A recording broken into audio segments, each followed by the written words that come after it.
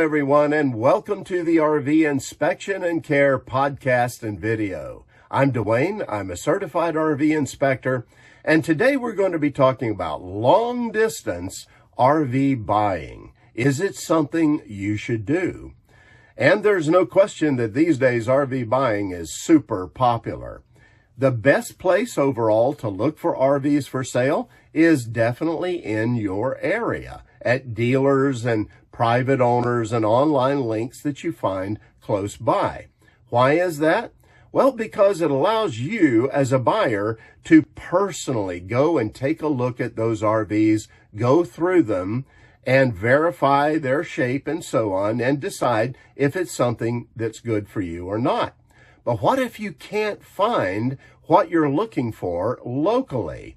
Well, you could always expand your search a little bit farther, maybe to the state you live in or the region. And that may require a little bit of extra driving to do that, but you see it's still possible for you to personally take a look at those RVs for sale. However, what if you're looking for a particular brand or model and it just can't be found in your area? Or what if the ones that are nearby just don't live up to your expectations? Should you then expand your search even further and look for an RV long distance, maybe many states away from you? Well, these days it's very possible with the resources that we have available to us. For instance, you have RV Trader and RVT.com that allow you to search for pretty much any RV and model nationwide. Then there's also eBay and Facebook groups, and the folks that post there are posting their RV for sale on a nationwide basis. These are all very good sources for national RV sales. And using them, you can find pretty much anything that you are looking for at that point. However, you need to be very careful and very cautious to avoid fraud on the one hand, and on the other hand, to avoid disappointment with the RV that you buy when you actually receive it. Now, when you're working long distance, the least risk you'll probably encounter is with an RV dealer. Doesn't mean there's no risk working with them, but it means that there's less risk because they're a business. They have a location. You can even go online and research online reviews for that business and find out how folks that have been customers there have felt that their whole interaction went with them. You can also call them. You can talk to them personally, ask questions about the RV. You can even ask for them to send you specific photos about areas on the RV that you want to see a little closer. And you see, that's an indication that yes, they have the RV and it is on their lot. Now, if it's a motorhome, you can go even further. You can run reports like Carfax and also FaxVen. You'll find them online. These reports are very good because they'll allow you to verify the history of that motorhome. You can determine whether there's a lien or not, the history of accidents, or any other major incident in its history. You can determine that with these reports, and that's very good. But don't expect an RV dealer to be fully transparent with you. Remember, they're a dealer. They want to sell you that RV, so they're not going to tell you usually about everything you need to know.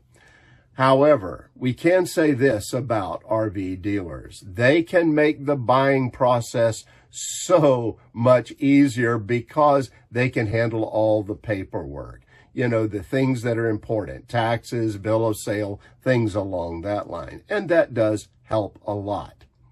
Now, private owners, well, that is a very different story. This is going to require a lot more caution on your part. And that's because you really don't know for sure who you're dealing with in that situation. You really must be able to talk to somebody. I recommend call, speak with them, make sure it's the owner, even ask questions that only an owner would know about their RV. Again, ask for photos of specific places on the RV that they can send to you. Why? Again, it verifies that the RV exists and that they have possession of it. Again, you want to run the Carfax and the Fax VIN report to make sure of the history of that RV if it's a motorhome. Now, before you get into dealing with private owners, you need to do some research, though. You need to know all about the state documents that are going to be required, what that state wants you to have for this sale to proceed. You need to know about the taxes as well. Now, one other suggestion that I'm going to give you here is to consider the use of a third-party escrow service as the buying process goes on. And what is an escrow service? Well, essentially, they receive the funds from the buyer, but they hold the funds until all of the agreement on the part of both the buyer and the seller has been fulfilled. And you see, that way it protects both parties in the arrangement, both the buyer and the seller.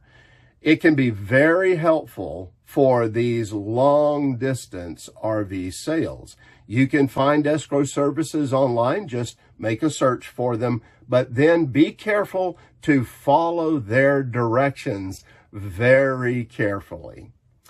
Now, let's talk a little bit about how do you know what shape the RV is in, since you're not there. Well, you have a couple of options. Number one, you can buy a plane ticket and hop on a plane and go and take a look at it. The second option is that you can hire a local RV inspector. Just go to nrvia.org, find an inspector that's nearby. They can verify that the RV exists. They also can verify that it matches the vehicle identification number that you have been given, and they can verify the condition of the RV as well.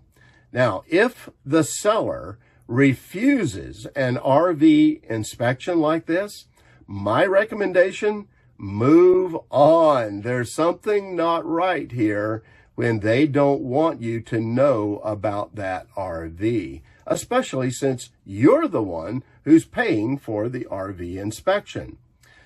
Now, if the RV inspection goes forward, though, and you find out that the RV really isn't the way it was sold or the way it's being presented, what do you do, and how much have you lost at that point?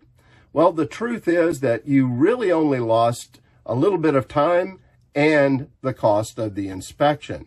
But isn't that a lot better than being stuck with an RV money pit now that you're probably going to spend thousands and thousands of dollars to get in shape and all the irritation and frustration that will go along with that? I think it is. But now let's suppose that the RV inspection goes forward and it finds a few things, but nothing major. And so now it meets your criteria. Well, then you can go right on and complete the sale. But remember that with either a dealer or a private owner, you are somehow going to need to get that RV back to you, transport it. You could do it one of two ways. You can fly there and transport it back yourself, or you could pay for a transport service to do that. Once again, just search online for RV transport services, and there's plenty available there that can do that for you.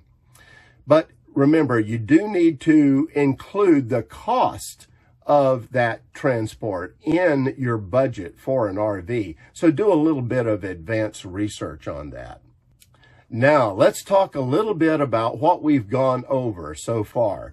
And first of all, it's very possible to buy almost any RV that you want these days, long distance. It's not a problem, but you need to conduct the search and the purchase very carefully and very cautiously.